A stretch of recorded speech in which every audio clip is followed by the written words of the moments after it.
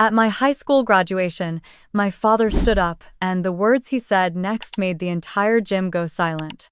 I was sitting with the other graduates in the front row, my cap slightly crooked, my palms sweating as I clutched the edges of my gown.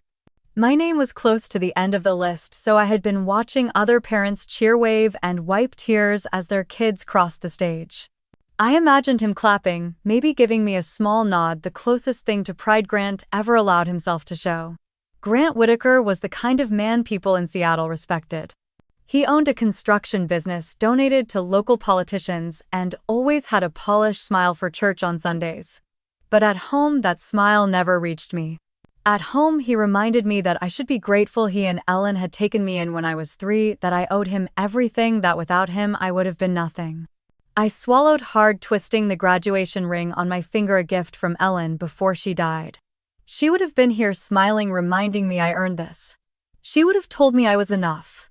The principal called another name, and a boy 2 seats down stood up, jogging to the stage as his family cheered wildly. I smiled politely, clapping along, but my stomach was tight, a dull ache of nerves and hope. Then I heard my name. Madison Whitaker. My heart skipped as I pushed myself up, smoothing my gown. This was it. 4 years of AP classes, part-time jobs, and late nights studying while helping take care of Caleb, all for this moment. That was when Grant stood up in the 4th row.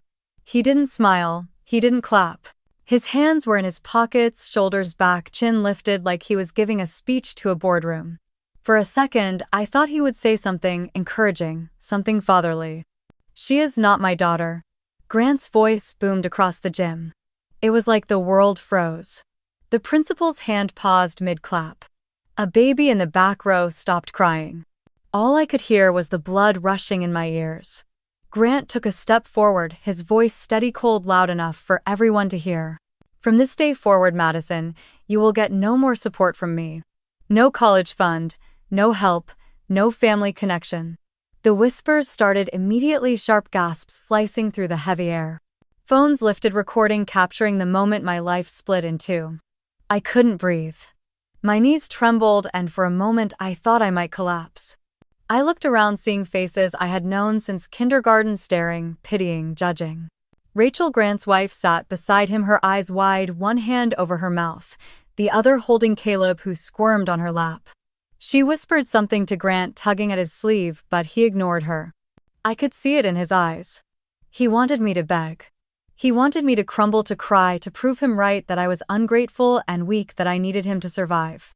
The principal cleared his throat, glancing at me as if asking if I wanted to keep walking to the stage. The microphone was still on, the silence crushing. I tightened my grip on the folder in my hand, the edges pressing into my palm, reminding me that I was still here, still standing. Grant's face was hard, but there was a flicker in his eyes. He thought he won. I took a breath, lifted my chin, and looked him straight in the eye. He had no idea what I was capable of. I stepped forward, each movement steady, measured, my mind clearing as I realized he had just given me the stage I needed, and he would regret every word he just said. My hands started to shake, but I forced them, still clutching the folder tighter until my knuckles turned white.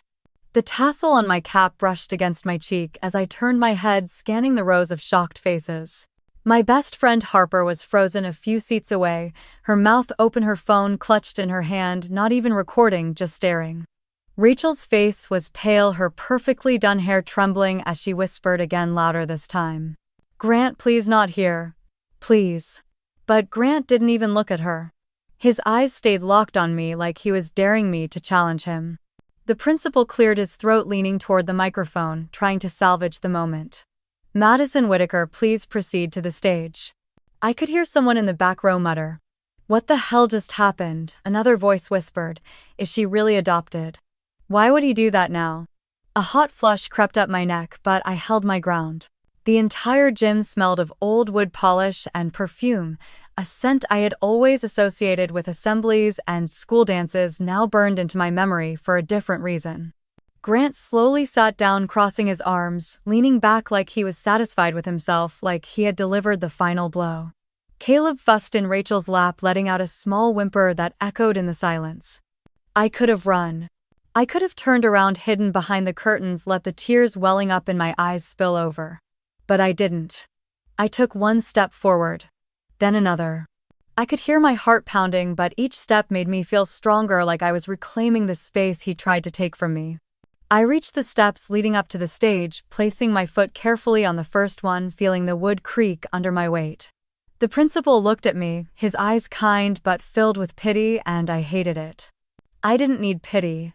I needed to remember who I was. Madison Whitaker, the girl who pulled straight. As while working weekends at the bookstore to save up for college, who helped Rachel with Caleb's midnight feedings when she claimed she was too tired, who stayed late after school to tutor other students for volunteer credits that wouldn't matter now if Grant truly cut me off. I reached the top of the steps, standing on the stage as the lights hit me, making me blink. The microphone was there waiting, still warm from the last student's polite thank you speech. My name echoed in the air, a reminder of who I was supposed to be, who I still was, even if Grant didn't want me. Madison Whitaker.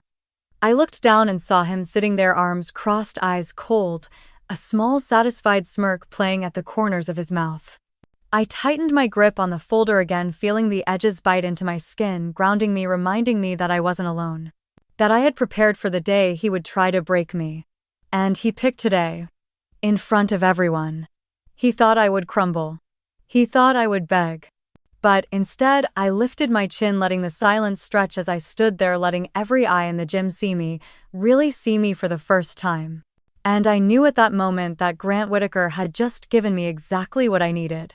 He had given me a stage, and soon he would wish he had never spoken those words. I forced my feet to move across the stage, each step heavy, my shoes clicking against the polished wood that now felt like it might crack under me. The folder in my hands was warm from how tight I had been gripping it, the paper inside, bending under the pressure. The gym was so quiet I could hear the air conditioner humming, and somewhere in the back a phone dropped, the clatter, making me flinch. Harper's voice finally broke the silence, small and shaky. "Maddie, you got this." I didn't look at her, but I felt the heat in my eyes soften for a second. Then I looked back at Grant, who was now leaning back in his seat, arms crossed, like he had just won some twisted game. "Come on, Madison," the principal said softly, trying to keep the ceremony moving. I stepped up to him, my hands trembling as I reached for the diploma. His fingers brushed mine, and he squeezed my hand for a second, his eyes sad. "Congratulations," he whispered. I nodded, not trusting my voice, turning toward the camera that was snapping pictures for parents to buy later. I tried to smile, but it felt wrong, too heavy for my face. Flashes popped as the camera clicked, capturing the moment I was supposed to remember forever. Instead, I knew I would remember Grant's words more than any of this. I took a step down, my shoes slipping a little, but I caught myself. The applause was scattered, confused, some parents clapping politely, others staying silent, their eyes wide, some whispering to each other. "She's not his daughter," one woman hissed to her husband. "Why would he say that now?" someone else muttered. I kept walking, my head high, even though my chest felt like it was about to crack open. The folder pressed against my ribs, reminding me of the letter I kept from Ellen, the one she wrote before she died, telling me I was wanted, chosen, and loved. Rachel was trying to calm Caleb, who had started crying again, his small hands grabbing at her necklace, yanking it hard enough to snap the chain. The pearls scattered on the floor, rolling under chairs, but Rachel didn't notice. She was staring at Grant, her mouth moving as she tried to get him to look at her, but he didn't. He was too busy watching me, that cold, empty look on his face, like he had finally gotten rid of a problem. My feet moved on autopilot toward the row where the graduates were sitting, but instead of taking my seat, I stopped. I turned around. I looked at Grant, at Rachel, at the teachers who were pretending they didn't hear what just happened, at the parents who were holding their kids a little tighter, at the classmates who were staring at me with wide, unsure eyes. I lifted my chin. And I smiled. Not a big smile, but enough. Because in that moment I realized he had just set me free. All the years of him reminding me I owed him, that I should be grateful that I wasn't really his, all the times he made me feel small, erased in one moment. Because now everyone knew. And I didn't have to hide anymore. I walked back to my seat, the whispers following me, people pulling out their phones, probably texting about what just happened. I sat down, the plastic chair, cold, the metal legs squeaking under me. Harper leaned in, her eyes wet. "Maddie, what are you going to do?" she whispered. I looked down at the folder, running my thumb along the edge, feeling the weight of the papers inside. I turned to Harper, letting the corner of my mouth lift. "I'm going to give him exactly what he wants," I said. She frowned. "What does that mean?" I looked back at Grant, who was staring at the stage, pretending like nothing happened, like he hadn't just dropped a bomb on my life. "It means he wants the world to know I'm not his," I said quietly. "So I'll show the world who he really is." Harper's eyes widened, but she didn't say anything else.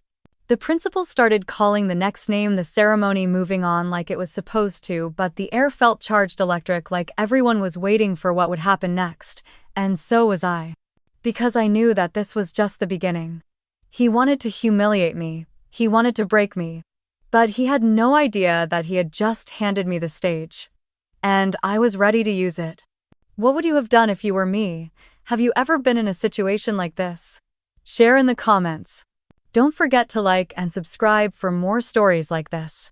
You think I grew up in a perfect family? Let me tell you the truth.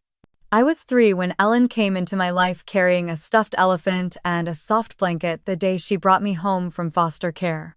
I remember her hair smelled like vanilla and that she hummed when she did the dishes. She would kneel down, look me in the eye, and say, "Madison, you are wanted. Don't let anyone ever make you feel small." Those words stuck with me because even then I knew Grant didn't feel the same. He would pat me on the head like I was a dog, nodding at social workers, saying, "We're grateful to give her a home." His smile never reached his eyes. Ellen made it feel like home, though. She baked chocolate chip cookies on Fridays, sat with me while I did homework, and read to me every night. She made me feel like I belonged even when Grant stood in the doorway, arms crossed, reminding me with his silence that I wasn't really his. When I was 11, Ellen got sick. At first it was just naps in the middle of the day, then trips to the hospital that felt longer every time. I would sit in the corner of her hospital room coloring quietly while the machines beeped. One night she held my hand and said, "Madison, promise me you'll remember how loved you are." I nodded, but I didn't understand she was saying goodbye. She died a week before my 14th birthday. Grant cried at her funeral, real tears that made his shoulders shake. I thought maybe, just maybe, we would get closer, that we could miss her together. But when I tried to hug him in the kitchen the day after the funeral, he froze, then stepped away, telling me, "We need to be strong now." Being strong meant he buried himself in work, coming home late, avoiding the empty seat at the dinner table. I started eating alone, microwaving leftover casseroles neighbors had brought. It was 6 months later when he brought Rachel home. She was everything Ellen wasn't. Rachel wore heels around the house and kept her nails perfect. Her laugh was loud and bright, and she would take selfies while holding a cup of coffee, posting captions like "blessed to be a bonus mom." She tried to win me over at first, calling me sweetheart and buying me clothes that never fit right, saying, "You need to look more put together." But the warmth was fake, like the way she always smiled wider when Grant walked into the room. Within a year, Rachel and Grant got married in a small ceremony, photos of them standing in front of a courthouse in downtown Seattle. Rachel's white dress tight around her growing belly. She was pregnant, and Grant's eyes glowed in those photos in a way they never had with me. Caleb was born in the spring, a healthy baby with big brown eyes and a loud cry. Grant held him like he was holding his whole world, rocking him in the middle of the living room while Rachel took videos for Instagram. "Look at him, Maddie," Rachel said once, showing me a video of Grant kissing Caleb's forehead. "Isn't your brother precious?" Brother. The word tasted strange in my mouth. I would nod, forcing a smile, then escape to my room, pulling out Ellen's old sweater, holding it close, breathing in the faded scent of her perfume. The months turned into a routine. Grant would come home early now, playing with Caleb, while Rachel recorded it all for her followers, captioning everything with "number blessed" and "number family first." They would take family photos with matching outfits, Grant's arm around Rachel, Caleb in the middle, and me standing at the side, a prop they forgot to crop out. Rachel started dropping hints saying, "You'll be 18 soon, Madison. Have you thought about your next steps?" or, "We're so proud you're independent." Independent. That was code for "we want you gone." I started noticing Rachel's phone lighting up late at night, messages she would hide when Grant walked by. She would leave for appointments that lasted hours, coming back with shopping bags and a fake smile. Sometimes I would catch her reflection in the mirror, her smile gone, replaced with a hard, cold look I didn't recognize. And I started to wonder about the messages, about the meetings, about Caleb. I didn't know it yet, but the perfect family they were showing the world was about to crumble. And it would crumble on the very day they tried to destroy me. It started small the way most things do. A glance from Rachel toward her phone when it buzzed across the kitchen counter, her fingers moving too fast as she slid it away. The way she would say, "I need to get my nails done," and disappear for hours, returning with the faint smell of hotel soap on her clothes. Grant never noticed. Or maybe he chose not to. He would bounce Caleb in his arms, kissing the top of his head, telling him stories about baseball games and fishing trips they would take one day. I would watch from the doorway, the same doorway where I once stood, hoping he would notice me the way he noticed Caleb. One night, I came downstairs for water and Rachel was in the living room whispering into her phone. I know, but he's getting suspicious," she said, pacing near the window. "You can't keep texting so late." She froze when she saw me standing there, the refrigerator light shining on my face. Her smile snapped on like a switch. "Oh, Maddie couldn't sleep," she said, her voice too bright, too fake. I nodded, glancing at her phone as she turned it face down on the coffee table. "Good night," I said, heading back upstairs, but I didn't sleep after that. I started watching, paying attention to the details. The way she would wear a different perfume when she left the house. The receipt from a restaurant downtown I found in the trash for 2 people on a Tuesday when she said she was at a doctor's appointment. One afternoon, I was folding laundry when I found a tiny baby sock that wasn't Caleb's. It was a different brand, a different size, tucked in Rachel's purse under a receipt from the Westin Hotel in downtown Seattle. My stomach dropped. I went online and looked up the date on the receipt. Grant was out of town that weekend for a construction conference. Rachel had said she was taking Caleb to visit a friend. I remembered how she came back tired but glowing, holding Caleb like a shield. "Trip went well?" I had asked, testing her. She had smiled that Instagram smile and kissed Caleb's forehead. "Of course," she said. I kept the receipt, hiding it inside a book. Ellen gave me the one with her handwritten note on the first page. For weeks, I tried to tell myself it was nothing, that maybe it was all in my head. But every time I saw Grant holding Caleb, calling him my boy, I felt sick. I thought about Ellen, how she would have known what to do. How she would have protected me from this mess. One night, Grant came home early. I heard them arguing in the kitchen. Rachel's voice sharp. "You can't just keep throwing money at her," she hissed.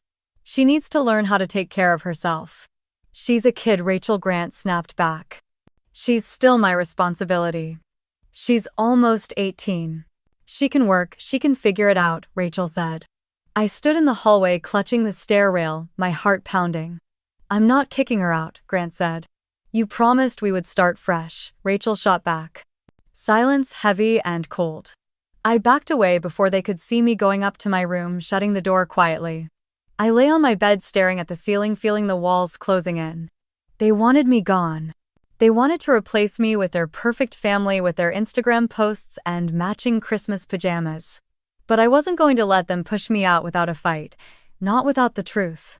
I started paying attention to the times Rachel left, noting the hours, the places she said she was going. I saw the way she texted during dinner, how she would smile when she saw the name flash on her screen, then quickly hide it when Grant looked up.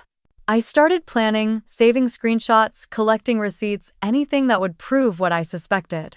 I didn't know what I would do with it yet, but I knew the day would come, the day they would try to erase me. And on that day, I would be ready.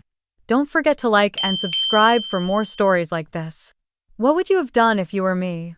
Have you ever wondered if a DNA test could destroy an entire family? I did. It started with Rachel's spa days.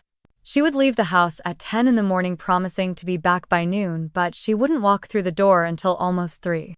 She would smell like hotel soap, not the lavender lotion she used at home, and her eyes would be bright, her smile too big.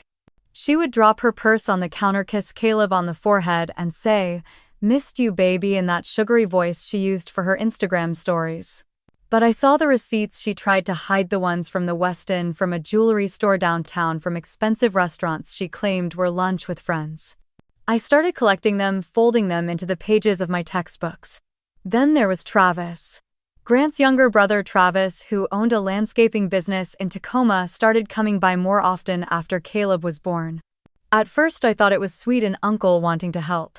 He would bring small toys, peek into Caleb's crib saying, "Hey buddy," with a softness in his voice that didn't match the sharp edges of the tattoos on his arms. But the way Rachel's face would light up when he walked in, the way they would exchange quick glances when Grant wasn't looking, made something in me tighten. One afternoon I came home early from my shift at the bookstore. I heard Caleb giggling in the living room and peeked in to see Travis holding him, bouncing him gently while Rachel sat close, her hand resting on Travis's knee for just a moment too long. Travis looked up surprised, clearing his throat and handing Caleb back to Rachel quickly. "Hey Maddie," he said, forcing a smile. "Didn't know you were home." "Yeah," I said, my eyes locking with Rachel's, who was suddenly busy adjusting Caleb's onesie. That night I couldn't sleep. I lay in bed. Ellen's sweater pulled up to my chin, her scent long gone, but the memories still strong. I remembered how she always told me, "Don't ignore what you know is true, Madison," and I knew something was wrong.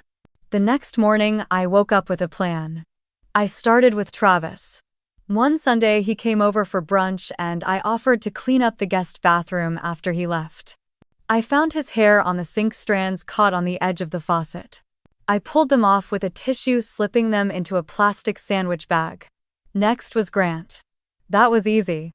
His hairbrush was in the drawer next to the sink, a few strands caught in the bristles. I pulled them out, careful not to take too many. Caleb was the hardest. Rachel was protective of him, always hovering, always watching. But one afternoon she set his bottle down on the coffee table while she took a call outside. I picked it up, seeing the small smear of saliva on the nipple, and carefully wiped it with a cotton swab, sealing it in a separate bag. That evening I hid the bags in a shoebox under my bed, feeling my heart pound every time I heard a door open. The next day, I skipped my study group, taking the bus across town to a private lab that didn't ask many questions. The building was small, tucked between a pawn shop and a nail salon, the sign above the door reading, "Jen Shore Testing." A woman in her 50s with tired eyes looked at me from behind the counter. "What are you testing for, honey?" she asked. "Paternity," I said, my voice shaking. She nodded, taking the bags from me, labeling them with small stickers. "Results will be ready in about 2 weeks." "Thank you," I whispered, clutching the receipt she handed back to me. I left the lab, the Seattle rain hitting my face as I stepped onto the sidewalk, the clouds heavy and low. I felt like I couldn't breathe, the weight of what I had done pressing down on my chest. That night, I tucked the receipt inside To Kill a Mockingbird, the copy Ellen gave me, the one with her handwriting on the first page. I promised myself I wouldn't open the results unless I truly needed to. I didn't know it then, but that day would come sooner than I could have imagined. For 2 weeks, every time the phone rang, my stomach dropped. I would check the caller ID, half hoping, half terrified that it would be the lab. At school, I couldn't focus. Words on textbook pages blurred together, the numbers on my calculus quiz meant nothing. Harper noticed. "You okay?" she whispered during lunch, peeling the label off her water bottle. "Yeah," I lied, staring at the hallway where couples laughed and lockers slammed shut. At night, I would lie in bed, the shoebox under my bed heavy, with Secrets, the copy of To Kill a Mockingbird, resting on my nightstand. Ellen's handwriting, a comfort and a warning. I kept replaying every moment in my head. The way Rachel's eyes darted when Travis texted. The way Travis held Caleb, his hand cupping the back of his head gently like he was holding something precious. One afternoon, Rachel left for another spa appointment.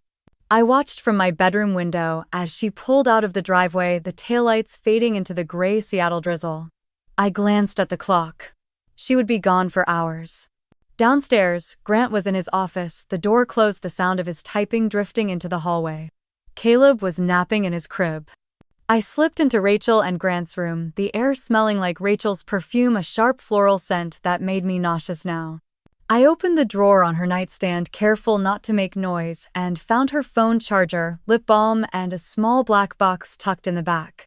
I opened it to find a gold bracelet, delicate and expensive, with a tiny T engraved on the clasp. "Travis." I snapped the box shut, my hands shaking. I put it back exactly as I found it and backed out of the room, closing the door softly. I went back to my room, pacing, trying to decide what to do. I could confront Rachel, but she would lie. I could tell Grant, but he wouldn't believe me. I needed the truth, something undeniable. The call came on a Thursday after school. I was in my room pretending to read when my phone buzzed. "Hi, is this Madison?" The woman's voice was calm, professional. "Yes," I said, my voice small. "This is Linda from Gensure Testing. Your results are ready for pickup." "Thank you," I managed before hanging up, my hands trembling so hard I nearly dropped the phone. That night I barely slept. I woke up before dawn, pulling on my jacket, sliding the receipt into my pocket. I told Grant I was going to the library for a study session, and he didn't look up from his coffee. I took the bus across town, the sky heavy with rain clouds, the streets wet and shining under the streetlights. I walked into Gensure, the bell over the door ringing, and Linda handed me a sealed envelope. "Take care, honey," she said, her eyes kind. I nodded, clutching the envelope to my chest as I stepped back into the rain. I got on the bus, the envelope in my lap, my thumb running along the edge, feeling the weight of it. I thought about opening it right there, tearing it open, reading the truth I had fought so hard to find. But I didn't. I went home, walked up to my room, and locked the door. I took To Kill a Mockingbird off the shelf, sliding the envelope between the pages, closing the book carefully. I placed it back on the nightstand, sitting on the edge of my bed, staring at it. I promised myself I wouldn't open it unless I had no choice. Unless the day came when I needed to protect myself with the truth. And I didn't know it then, but that day would be my graduation day. The day Grant chose to cut me off in front of the entire town. The day he would regret ever underestimating me. Have you ever been in a situation like this? Share in the comments. Don't forget to like and subscribe for more stories like this. Graduation day was supposed to be the happiest day of my life, but they turned it into a battlefield. I stood in the hallway of Lincoln High, lined up with the other seniors in our navy caps and gowns, the smell of flowers and hairspray hanging in the air. My hands shook as I held the edge of my gown, smoothing the wrinkles that wouldn't go away no matter how many times I tried. Through the gym doors, I could hear the crowd settling, the chatter and laughter of families echoing off the walls. The marching band was finishing their warm-up, and the drumline pounded a rhythm that matched the beat of my heart. I peeked through the crack in the doors, scanning the rows of folding chairs. I found them easily. Grant sat in the fourth row, wearing his pressed gray suit tie perfectly straight. Rachel sat next to him, Caleb on her lap, a small blue body around his chubby neck. Rachel's lips were painted in that bright shade she wore for Instagram photos, her smile, wide eyes darting around to see who was watching. When she saw me looking, she lifted her hand in a small wave, her fake smile stretching even wider. I pulled back, pressing my back against the cinderblock wall, taking a deep breath. I reached into the inside pocket of my gown, feeling the envelope tucked safely there, the one I had pulled from To Kill a Mockingbird the night before, the seal broken, the truth inside already burned into my mind. I didn't want to use it. But I would if I had to. A teacher clapped her hands, telling us it was time. The line began to move, seniors whispering to each other, fixing caps, adjusting tassels. I stepped forward, my shoes squeaking on the gym floor as we walked in. The lights were bright, making the faces in the crowd blur, but I kept my eyes forward, counting my steps, breathing in and out. I found my seat in the front row, folding my gown under me as I sat, clutching the folder the school had given us for our diplomas. The principal spoke first, thanking parents and teachers, his voice echoing too loud through the speakers. My mind drifted, the words blurring together. I thought about NYU, about the acceptance letter I had hidden under my mattress for weeks before showing Grant. How he had nodded once, saying, "We'll talk about costs later." Later never came. He knew I was counting on him, that his promise to help was the only reason I accepted the spot. I had worked so hard, believing I was earning something, that if I was perfect enough, I would be worthy of the promise. But promises meant nothing to Grant. Names were called, families cheered, balloons bounced against the ceiling, flashbulbs popped. I clapped for my classmates, forcing a small smile each time. Then I heard it. Madison Whitaker. I stood, my legs stiff, my knees shaking, but I kept moving, my eyes fixed on the stage. The applause was polite, a few cheers from classmates, but I could feel the tension in the air. Halfway down the aisle, it happened. Grant stood up. His voice was calm, loud enough to cut through the crowd. "She is not my daughter." The gasps rippled through the gym, a wave of whispers and shocked cries. I will not be paying for her college. Grant continued, his voice cold steady like he was reading off a business report. She has shown nothing but disrespect and entitlement. She is not my blood, and she will not get another cent from me. I stopped in the middle of the aisle, the world spinning around me, the faces of my teachers frozen in horror, Rachel's hand clamped over her mouth. Caleb beginning to cry. I felt every eye on me, every phone lifting to record, every whisper digging into my skin. And I stood there in the middle of the gym, clutching the folder to my chest, breathing in the heavy, humid air. I looked at Grant. He was waiting for me to break, to cry, to run out so he could prove his point. But I didn't. I took another step forward. Then another. Until I was standing in front of the stage, the principal looking down at me, his face pale, unsure. I turned to the microphone, my hand reaching for it, the envelope heavy in my gown pocket, the truth ready. If he wanted the truth in front of the entire town, I would give it to him. The microphone felt cold in my hand as I pulled it closer, the screech of feedback making a few people flinch. The gym was silent, the kind of silence that buzzed in your ears. I looked out at the sea of faces. Parents holding up their phones, students frozen on the stage, teachers staring with wide eyes. I found Grant's face in the fourth row, his arms crossed, jaw tight, his eyes daring me to react. I could see Rachel beside him, rocking Caleb, who was crying now, his tiny hands reaching for her necklace as she tried to hush him. Her eyes were wet, her face pale, and for once her perfect Instagram smile was gone. I took a deep breath. Thank you all for being here today, I said, my voice steady, louder than I expected.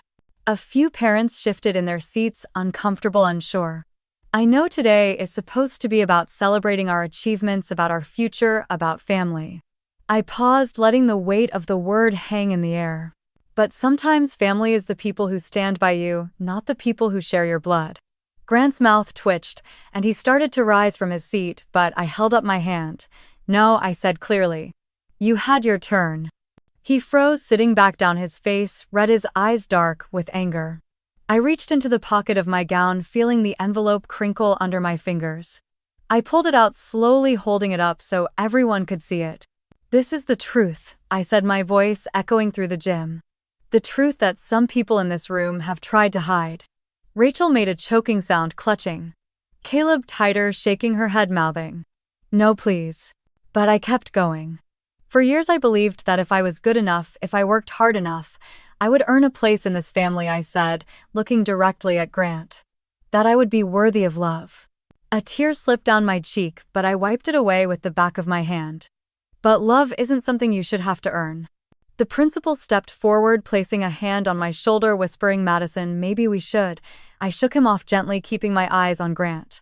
"You wanted everyone to know that I'm not your blood," I said, my voice growing stronger with each word. "But you forgot one thing." I opened the envelope, pulling out the DNA results, the paper shaking in my hands as I unfolded it. "You forgot that sometimes the truth you throw at others will come back to you." A hush fell over the crowd as I took a deep breath, my heart pounding so loud I thought it might drown out my words. "Caleb," I said, my voice soft, "the boy you love, the boy you think is your son." Rachel started to cry, covering her mouth, her shoulders shaking. I looked at Grant, my eyes locking with his. "He's not your son." Gasps echoed across the gym, parents turning to each other, students pulling out their phones, recording, capturing every second. "He is your nephew," I continued, holding up the paper. "Rachel and Travis have been lying to you. To all of us." Grant's face drained of color, his mouth opening, but no sound came out. Rachel was sobbing now, holding Caleb tighter, rocking back and forth, whispering, "I'm sorry, I'm sorry." The room erupted into whispers, some people standing to get a better look, others pulling out their phones, already texting, already posting. I folded the paper, slipping it back into the envelope, my hands steady now. I turned back to the microphone, my eyes scanning the room, finding Harper in the crowd, her eyes wide, tears on her cheeks, but she was nodding, telling me to keep going. I looked back at Grant, who looked smaller than I had ever seen him. "You wanted to break me," I said, my voice calm. "You wanted to take away my future, my dignity in front of everyone." I paused, letting the silence stretch. "But all you did was give me the stage." And I stepped back from the microphone, the whispers and gasps filling the gym, my heart steady for the first time in a long time. Don't forget to like and subscribe for more stories like this. What would you have done if you were me? Have you ever seen 400 people hold their breath at the same time I have? The paper in my hand shook, but my voice didn't as I looked out over the crowd. Parents, teachers, and students all leaned forward, phones raised, eyes wide, waiting to see if I would crumble or fight back. Grant's face was stone, but his eyes were sharp, trying to pierce me, trying to silence me. Rachel's makeup was smudged, now her lips trembling, one hand gripping Caleb's tiny arm so tight he started to fuss. Travis stood near the back wearing that casual button-down he thought made him look respectable, but I could see the sweat forming at his hairline. His eyes flicked from me to Rachel, then back to me like a trapped animal looking for an exit. I took a deep breath, letting the silence stretch just long enough for them to squirm. If we're sharing truths about blood, I said, my voice steady, ringing through the speakers, then I have a truth to share too. Rachel's head snapped up, her eyes wild, shaking her head. No, she whispered, but the microphone caught it and people turned to look at her. I opened the paper slowly, the crinkle of it loud in the silent gym. I read it once more just to be sure, the words burned into my brain, the numbers clear, undeniable. Caleb Whitaker is not the biological son of Grant Whitaker, I said, my voice calm, almost gentle, as if I was reading a weather report. A gasp rippled through the crowd, followed by stunned silence. Someone dropped their phone, the clatter loud against the gym floor. Rachel let out a strangled cry, lunging forward, her hand outstretched. Madison, please stop. But I stepped back, holding the paper out of her reach, my eyes locked on hers. Travis Whitaker, I continued, my voice never shaking, is the biological father of Caleb.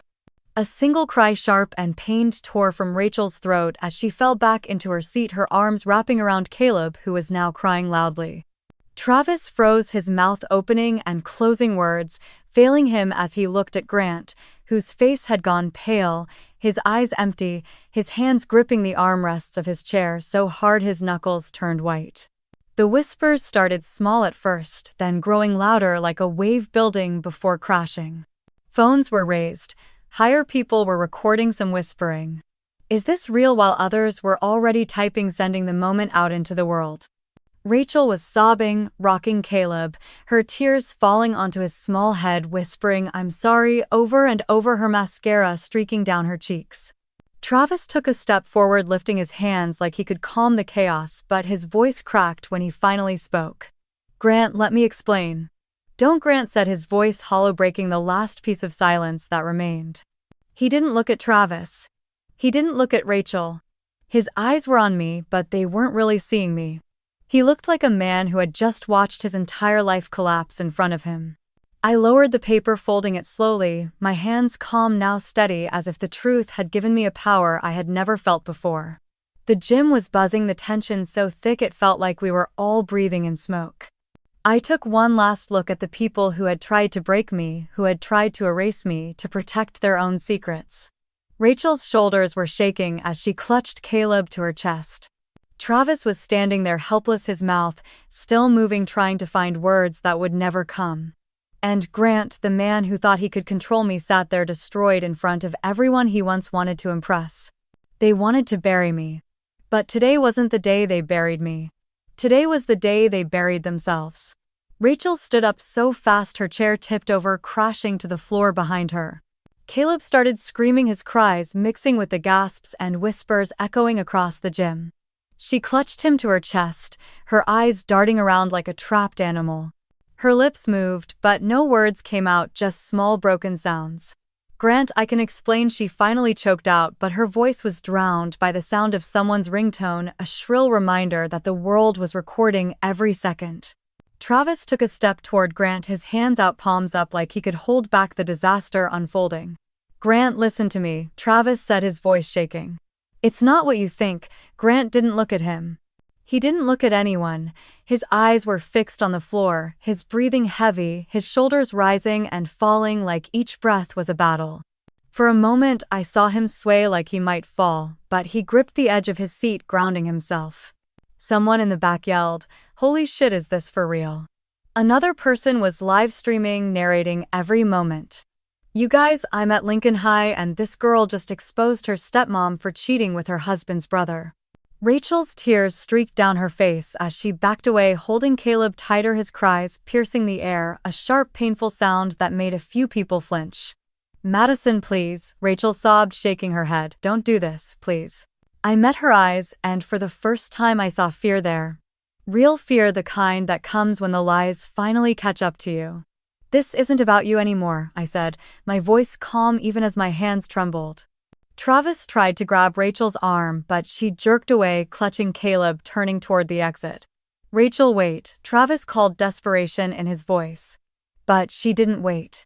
She ran. She ran down the aisle, bumping into chairs, people moving out of her way, her heels clacking against the gym floor. Caleb's cries echoed as she pushed open the doors, the heavy metal slamming shut behind her like a gunshot.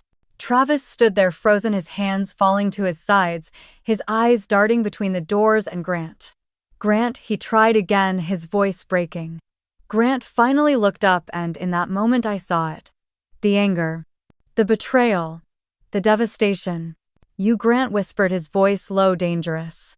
Travis shook his head, tears filling his eyes. "It wasn't supposed to happen, Grant. It was a mistake." Grant stood up slowly, his chair scraping across the floor, the sound slicing through the whispers and the cries. He didn't say another word. He just walked past Travis, past the parents still filming, past the students with their mouths hanging open, and past me like I was invisible again. The doors slammed shut behind him, leaving Travis standing there alone, the whispers growing louder, people pulling out their phones, already posting, already sharing. I stood there holding the microphone, breathing hard, my heart pounding in my chest. The principal stepped up, his face pale, his hands shaking as he reached for the microphone. "Madison, maybe you should." "No," I said, stepping back, cutting him off. "We're not done." I looked around the room, taking in the faces of every person who had watched me grow up, who had watched Grant pretend to be the perfect father, while I tried to be the perfect daughter. They all saw now. They all knew. They wanted to bury me today. But instead, they buried themselves. Have you ever been in a situation like this? Share in the comments. Don't forget to like and subscribe for more stories like this. Overnight, the entire town knew my family's secrets. The video from graduation spread faster than I could have imagined. Someone posted it on TikTok with the caption, "Girl exposes cheating stepmom and uncle at graduation," and it hit 1 million views before midnight. YouTube channels picked it up, editing the clip with dramatic music replaying the moment I held up the DNA results again and again. Local news stations in Seattle ran segments about the scandal at Lincoln High's graduation using blurry screenshots of me at the microphone. At first, I tried to ignore it. I turned off my phone, closed my laptop, and sat on my bed, the quiet of my small room pressing in on me. But I couldn't ignore it when people started showing up outside the house. Reporters stood on the sidewalk holding microphones, calling out, "Madison, do you have a comment?" Neighbors slowed their cars, craning their necks to get a look, whispering behind their hands. I heard Rachel was gone within 2 days. She packed up her car in the middle of the night, Caleb strapped in the back, and disappeared. Her Instagram was wiped clean, every photo of her perfect life deleted, leaving behind a blank page. Travis lost his job by the end of the week. His boss at the landscaping company told him clients were calling saying they didn't want a homewrecker near their families. He showed up at Grant's house once, pounding on the door, begging to talk, but Grant never opened it. Grant. At first, he tried to fight back. He told everyone the test was fake, that I was lying to ruin him, that I was a bitter, ungrateful girl trying to destroy a good man's life. He hired a lawyer, sending me an email through their office demanding I retract my statements, threatening to sue me for defamation. I sat at the kitchen table, the letter shaking in my hands, but I didn't cry. I didn't run. Instead, I opened my laptop and pulled out the folder I had prepared. I attached copies of the lab receipts, the notarized statements from the DNA testing center, the screenshots of Rachel's text messages with Travis, the hotel receipts, the photos I took of Rachel's car in the hotel parking lot. Time-stamped. I sent it all to his lawyer with a simple message. "These are the facts." 2 days later, I heard Grant's lawyer dropped him. Neighbors stopped waving at Grant when he walked down the street. He went to the grocery store, and people turned away from him, whispering, shaking their heads. His company, the one he built for 20 years, started losing contracts. Parents who had supported him in his city council run started pulling their donations, leaving voicemails, saying they couldn't be associated with him anymore. The last time I saw him in public, he was at the gas station standing beside his truck staring at the pump like he forgot why he was there. I watched from across the lot sitting in my car, my hands gripping the steering wheel, my heart pounding. Part of me felt sorry for him. But mostly I felt free. He wanted to bury me in shame. Instead, he buried himself in lies. And the town saw it all. But in the middle of the chaos, when I thought he would never look at me again, he came to find me. And he came with a request I never expected. It was a Tuesday evening when he showed up at my apartment. I heard the knock soft but steady as I was folding laundry on the couch. I froze, the shirt in my hands slipping onto the floor. No one came to see me without texting first. I peeked through the peephole and saw him. Grant. He looked smaller than I remembered, standing in the hallway with his hands in his jacket pockets, his eyes down, shoulders slumped. For a moment, I thought about not opening the door. I thought about letting him stand there and feel what it was like to be ignored. But I opened it.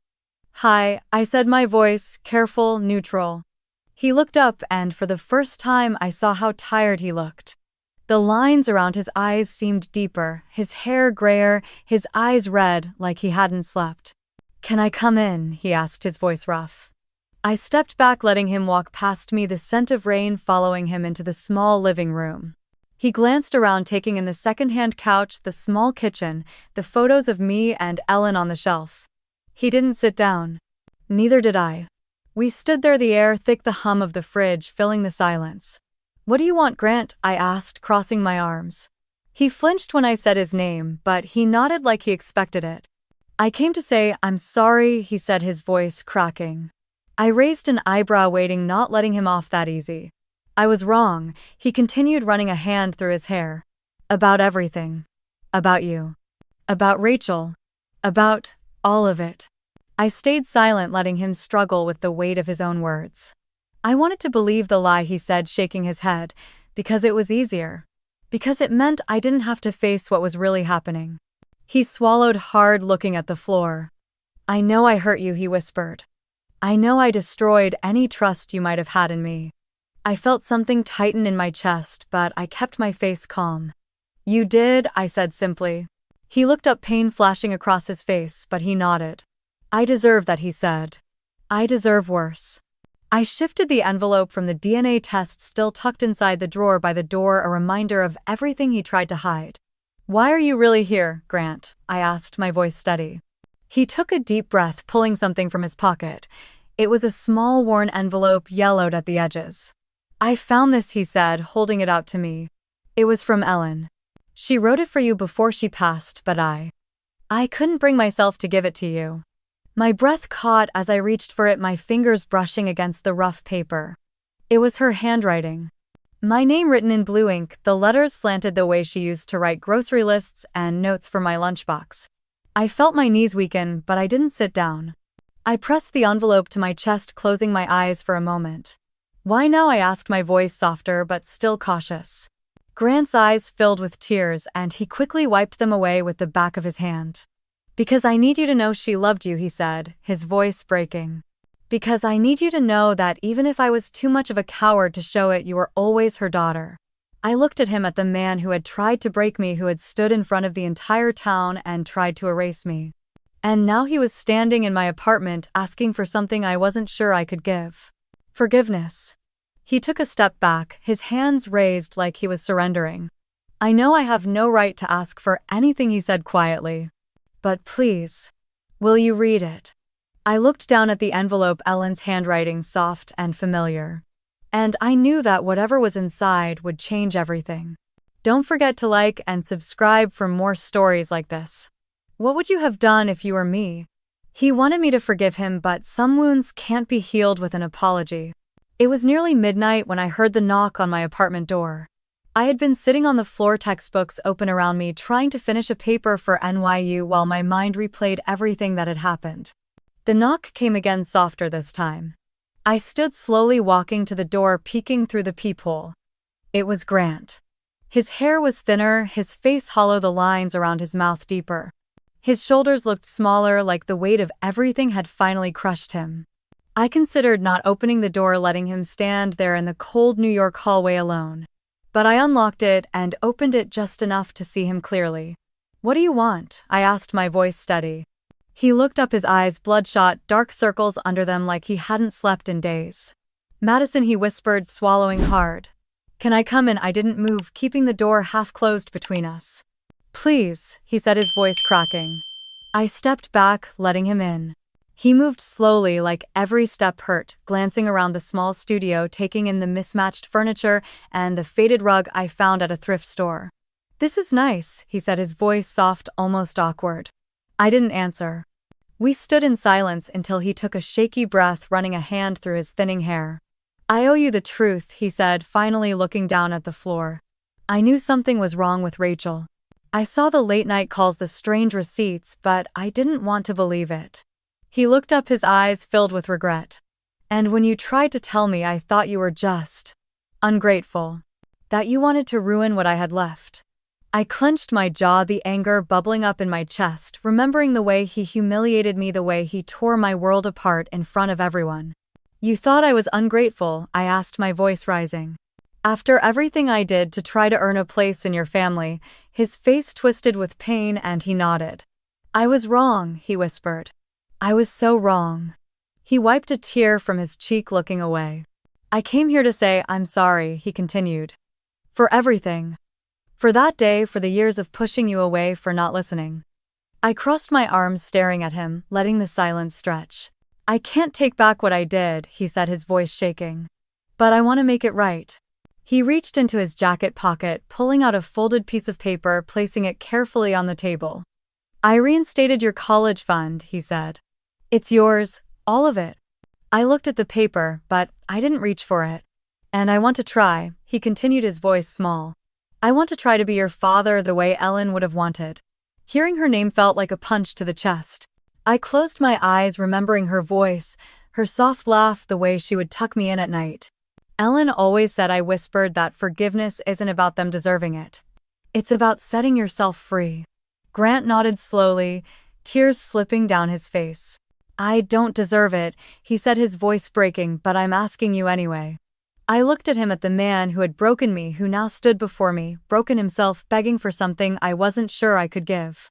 I took a deep breath, feeling the weight of everything pressing down on me, knowing that whatever I decided next would change everything. I looked him in the eye, and the decision formed in my chest, steady and clear. And I knew at that moment that the choice I made would change both of our lives forever. I could hear Ellen's voice in my head, clear and calm, reminding me that forgiveness wasn't about letting them back in. It was about letting yourself go free. I looked at Grant, standing there in my small apartment, clutching his hands together like a child, waiting for me to decide if he was worthy. He wasn't. But maybe this wasn't about him anymore. "Do you think money will fix this?" I asked quietly, nodding at the paper on the table. His eyes darted to it, then back to me, and he shook his head. "No," he whispered. "It can't. I know that." I paced toward the window, looking out at the street lights and the empty sidewalks, the soft hum of New York at midnight buzzing in the distance. "You took everything from me," I said, my voice low.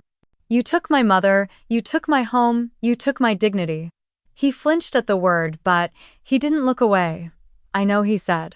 "And I live with that every day." I turned back to him, letting him see the tears in my eyes, but refusing to let them fall. "I can't just forget what you did to me," I said, my voice steady now. "I can't forget standing there in front of everyone as you tried to erase me." His shoulders slumped, and for a moment he looked so small. "I'm sorry," he whispered again. "I'm so sorry." The silence settled between us, heavy and sharp, until I took a deep breath, feeling it shatter.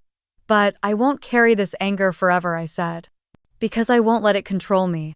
His eyes widened, hope flickering for a moment. "I forgive you." I said the words, tasting strange, but freeing on my tongue. "Not for you. For me."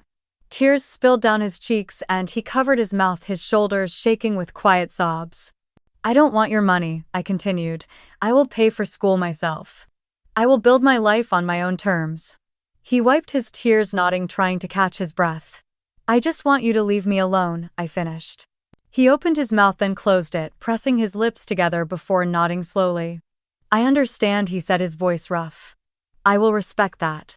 He looked at me one last time, and for a brief moment I saw the man he could have been. The man Ellen believed he could be. He stepped toward the door, pausing with his hand on the handle. I'm proud of you, Madison, he whispered. Even if I never showed it. I didn't answer. He opened the door, stepping into the hallway, and closed it softly behind him. I stood there in the middle of my small apartment, the silence wrapping around me like a blanket. I let out a breath I didn't realize I was holding. I was free, or at least I was learning how to be. And I knew that tomorrow I would wake up and keep moving forward one step at a time. Because I wasn't living for his approval anymore. I was living for me. Have you ever been in a situation like this? Share in the comments. Don't forget to like and subscribe for more stories like this. Because what happened next would change everything again. The day I truly graduated wasn't the day I got my diploma. It was the day I told Grant, I don't need your money. I need my freedom from the past. We were standing outside a coffee shop near Washington Square Park, the trees swaying in the breeze, students laughing and moving around us, their lives full of plans and futures. He had called asking to see me one last time, and against my better judgment, I agreed. He looked healthier than the last time I saw him, but there was still a heaviness in his eyes, a tiredness that didn't go away. Madison, he started, holding out an envelope toward me. I just want to help. I know you said no, but I held up my hand, cutting him off. I told you I don't want your money, I said, my voice steady. His hand dropped, the envelope trembling slightly. I want you to have a good life, he said, his voice quiet, almost pleading. I will, I replied, meeting his eyes. But I'll build it on my own. For a moment, the wind was the only sound between us, carrying the laughter of a group of NYU students walking past, reminding me that I was exactly where I was meant to be. I reached into my bag, pulling out a small piece of paper and handing it to him. What's this? He asked, frowning. It's the scholarship letter, I said, from the Adopted Youth Opportunity Fund. Full tuition, housing, and books. He looked at it, blinking, his eyes glassy. You did this, he whispered. I did, I said, nodding. And I'm going to keep doing it.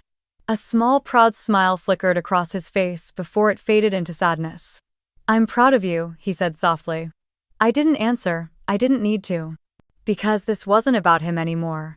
A few weeks later, I stood in front of a small group of teens in a community center in Brooklyn, telling my story for the first time. They were kids like me, adopted, fostered, tossed aside, carrying the weight of secrets and questions they were too afraid to ask.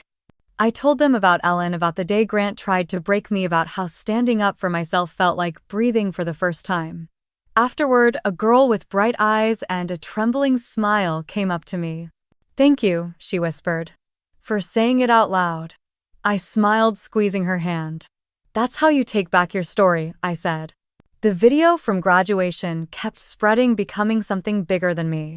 People sent messages from all over telling me their stories, telling me that my courage gave them the strength to speak. I started volunteering with the support group, working with kids who felt invisible, helping them see that the truth didn't have to be something to fear. And Grant, in his own way, tried to change. He sent letters, updates about therapy. He started stories about how he was volunteering, trying to repair what he had broken.